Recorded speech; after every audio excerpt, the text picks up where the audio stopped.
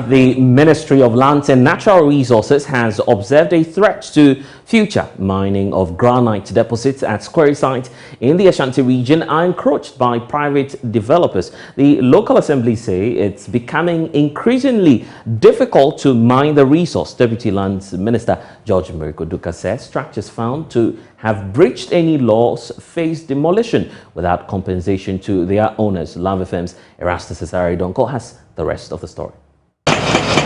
Large granite stone deposits create an imposing skyline visible across towns in Efija Kwabre South and Kwabre East districts.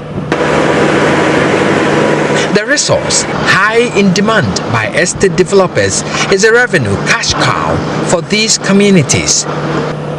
But constant building close to the quarry sites is making it difficult to mine. So, like a chicken and egg situation, residents here at Nkukwabo, Afrancho, Krobogetim, and others say they came to meet the rocks without the quarry institutions, and so they are free to build.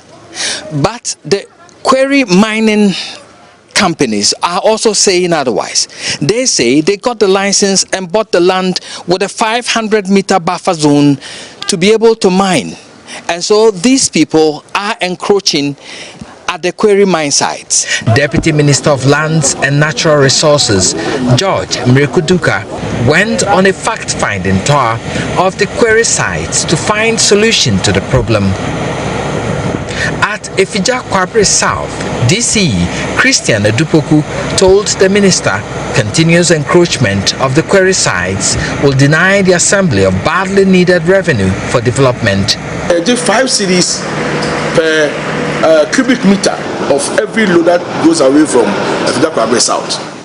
Out of the 5 cities, there were 1 city a bar assembly direct as business operating permit (BOP).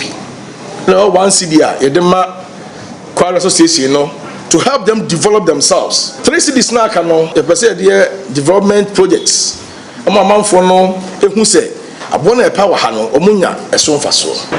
George Merikoduka called for investigations into developments close to the quarry sites. He said structures found to be illegal will be demolished. If I have my concession that has been legally secured and you come and build in the concession without any permission from the assembly nor the lands commission, why not? The person doesn't need any compensation. Some of the developers told our news team traditional authorities who sold the lands to them failed to indicate they were within buffer zones.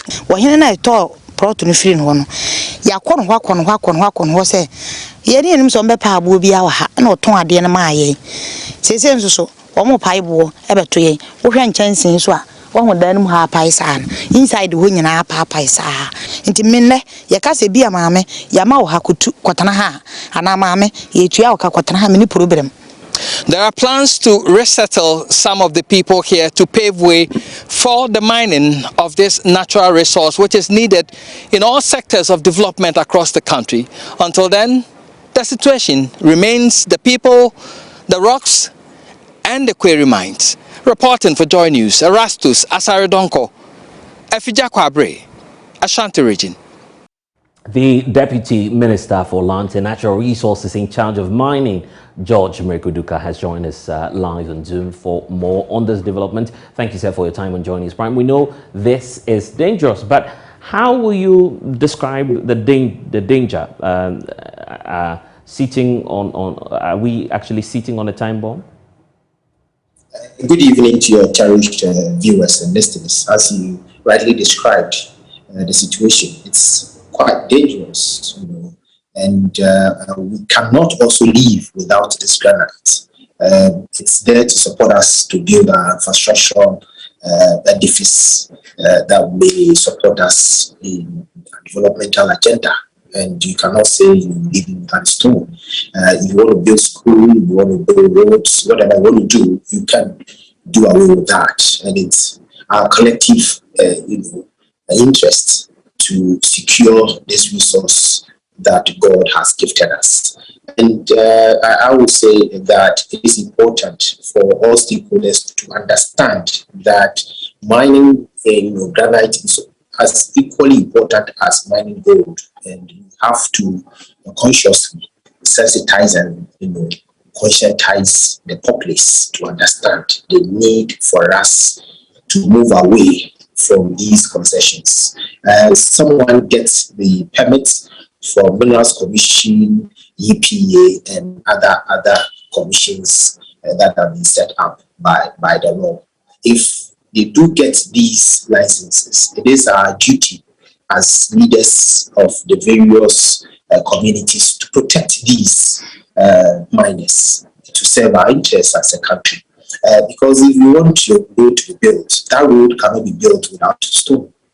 And if we are not getting stones within the country, it means we need to be importing these stones from our neighboring countries. That would be very expensive, to the economy of this country. So yes, I went there, saw it myself. People have encroached. We interviewed some of the concessionaires, and they revealed that some of them have been there for more than 2 decades.